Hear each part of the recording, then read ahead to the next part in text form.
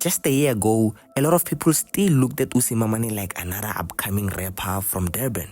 A guy with street music, hard beats, and a growing fan base online. But now, this man is going platinum, bro.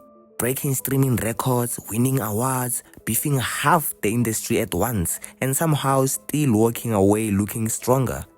At this point, people aren't asking if Usimamane is talented anymore. The real question is, did this guy quietly become the new leader of SA hip-hop? So let's talk. It was only Cheque and no other South African hip-hop song. It was like your Americans, and that was like Drake and Kendrick peak beef. I was just number 2 where it was like not like us, Cheque, and then Family Matters. That's me. Nobody really actually gave me anything. Props, congratulations. I have the craziest. That's cap. What do you mean? I'm sure niggas gave you the congrats. They didn't. It's only my niggas. You see, whether people want to admit it or not, Usimamane changed the conversation, bro, especially for the new generation. Before him, a lot of SA hip-hop artists were chasing American accent, TikTok vibes, and trying too hard to sound international. Then Usimamane arrived with pure Durban energy, bro. isiZulu, street talk, aggression, trap, authenticity, everything. And suddenly, the streets connected with him immediately. And the craziest part is, Usimamane genuinely built momentum song by song. And then, Cheque dropped, bro. That song changed everything. The track went triple platinum. Everybody was playing it. Taxis, clubs, TikTok, IG stories. Even people who don't listen to hip-hop knew the song.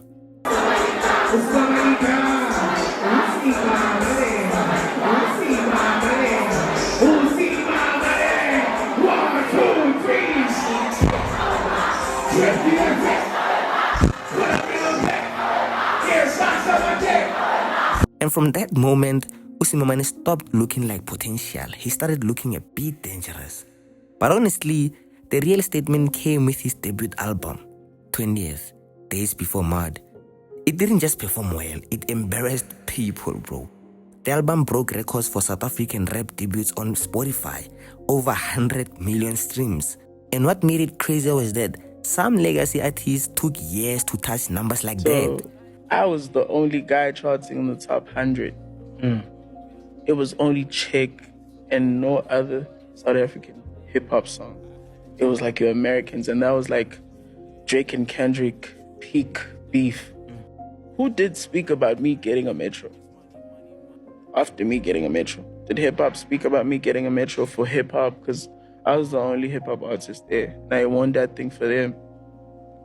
Do they so you feel like hip-hop does not give you your flowers? Yeah, and I really don't need them. I'm just saying. Now suddenly, OGs started getting uncomfortable. Because here comes this 22-year-old from Umlazi moving like he owns the genre already. And honestly, the industry wasn't fully ready for that confidence. Because one thing about Usimamane is that he genuinely believes he's the best rapper alive. And whether you agree or not, that confidence became part of the brand. But then came the real test, bro, the rap beefs. See, a lot of artists can make hit songs, yes, but rap beef, that exposes people badly, like LaCabra, Kill Brady, okay. You see, in April 2026, the entire new wave scene basically turned into WWE, bro. JayKatana, Kill Brady, LaCabra, Sasti, the Qwellers, everybody. Everybody suddenly had smoke for Usimamane. And honestly, a lot of people thought he was finished because on paper, it looked like a 20 versus 1 situation. But then Usimamane dropped Ransom, bro. Yo, that track. And later he dropped Real Bully, finishing LaCabra. Sasti didn't even need a reply, bro. Competitive sport. I just don't want to diss these guys. I want to motor them down. No. I swear down, dog. Bro, like, I promise you. Nah. I don't look like the guy or the type of guy who fights. Yeah. Because I don't like fights. I left that in the hood coming up. But dog, they really piss me off because now it's a thing of they telling kids that they dope than me. They swear down that they dope. And it's like, bro, you know for real that you're not dope than me. But you're still just giving this information Let's to not people. take it there to So niggas putting hands, no, let's not take it. But me, I just the discipline, so you never, just like a one punch line, plus 5 nyana. Nah, it's not. You know what I mean? Like, And the entire energy changed, bro. Even people who hated him had to admit the guy was rapping. The disrespect, the delivery, the confidence. Nah, he sounded way too comfortable fighting everybody at once. And what made fans respect him even more was the fact that he didn't duck anybody. He responded directly. Meanwhile, some of the responses aimed at him honestly felt so weak. Swag. Too many jokes, too many troll bars, not enough damage, nothing. And social media immediately picked sides. Suddenly, people started saying things like, "This is the closest thing we've seen to AKA energy in years." Which honestly is a huge statement in SA hip-hop. Because AKA had that same thing, that main character aura. The confidence, the arrogance, the ability to make the whole industry revolve around him. And now fans are starting to see traces of that in Usimamane. When I said Uzi is probably the best out of our generation when it comes to this rap shit, y'all thought I was playing. Do you guys understand what this man did? It goes beyond this album cover. Yes, you guys know this album cover as obviously Mr. Bully. This is LaCabra's album cover, yes. But do you guys understand that he also used his beat against him to diss him back and diss his whole crew back? This man is on demon time. You guys don't understand. This guy's instantly putting himself in the history books. This has never been done. But here's where the conversation gets interesting though. Because not everybody believes he's the new wave leader. Some people still point to Blxckie. And honestly, fair enough. Because Blxckie has bigger mainstream success overall. More versatility, more hit records, more commercial appeal. But during this entire rap war, fans noticed something weird. Blxckie never responded musically. Never. Usimamane kept calling him out directly. Calling him the puppet master, saying everybody was moving because of him. And instead of dropping a diss track back, Blxckie ignored it. Now obviously, Blxckie explained himself later. He basically said it's not personal, it's not worth it, and that he doesn't really know Usimamane like that. One more question, my brother, before I let you leave.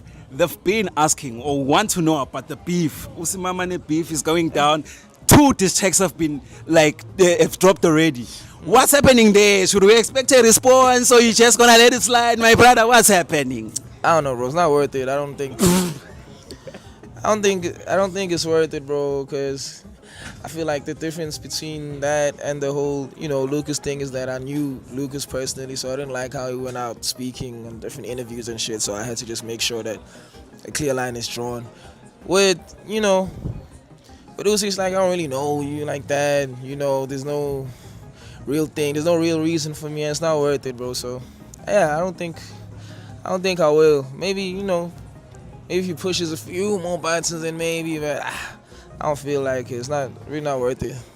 Shout out, brother. But the internet did not care about those explanations. To a lot of rap fans, silence looks like surrender, bro. Especially in SA hip-hop. And suddenly, people started asking uncomfortable questions. Did Blxckie avoid the smoke because he knew Usimamane was too dangerous lyrically? And honestly, that question alone tells you how much power Usimamane has gained, bro. Because 2 years ago, nobody would even compare them in a rap battle conversation. But there's another reason why Usimamane's rise felt different. He represented the street again. A lot of fans felt SA hip-hop became too polished, too safe, too focused on vibes instead of actual rap. Then Usimamane came in talking reckless, dissing people, dropping aggressive music, and bringing that feeling back, bro. And rap fans loved it. But obviously, not everybody is convinced. Critics still say his music lacks versatility. Some people think his sound became repetitive. Some think he relies too heavily on controversy and beefs. So, Usimamane, thinking Ayake is that he's a whack rapper. And our biggest problem is that Java likes jumping on these whack rappers' tracks. And then he makes them famous, right? to the country because Java, everybody knows Java. Your grandmother knows Java. And then all of a sudden, we're stuck with these whack-ass rappers only because 3 years ago, Java did a song with him. I mean, we're still stuck with Big Zulu to this day. When he dropped the Baby Tie EP earlier this year, people immediately started calling it whack, started saying he fell off.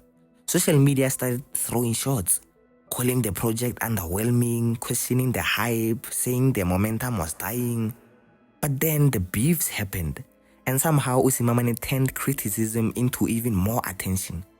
And that's honestly what separates stars from regular artists. The ability to stay relevant even during backlash.